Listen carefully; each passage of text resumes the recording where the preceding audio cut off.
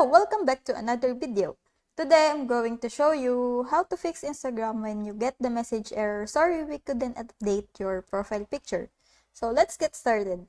The first thing you're going to do is switch from Wi-Fi to mobile data. So let's go ahead to settings, and from settings you're going to click Wi-Fi, and then you're gonna make this off and you're gonna go to mobile networks and you're gonna switch this on.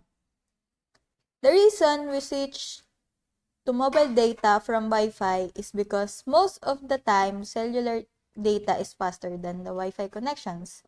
Now, switching to mobile data didn't work. We're going to go ahead and check for an update. So let's go to the Play Store and you're going to type Instagram. Next to Instagram, it's either say open or update. If it says open, that means your app is fully up to date. If it says update, that means you are in need of an update. So go ahead and update your app. The reason we do this is because new updates get rid of past bugs and logs in the app. So if updating and switching to mobile data doesn't work, we're going to check our app permissions. So let's go back to settings. And we're going to apps.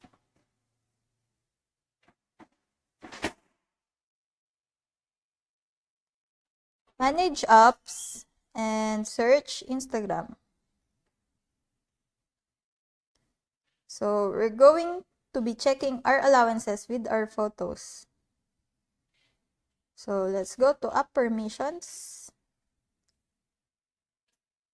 and go to files and media, and make sure that allow access media is toggled on. Now, if these three things doesn't work, I will suggest reporting this problem to Instagram. So we're going to Instagram.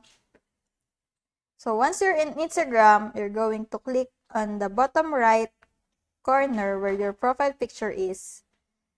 From here, you're going to click on the upper right hand corner where those three lines are. Then click settings. And then from here, you're going to go down the bottom and click help. And then report a problem. Then press this one. So I'm going to say, what is the reason I cannot update profile picture? Then you should send this one.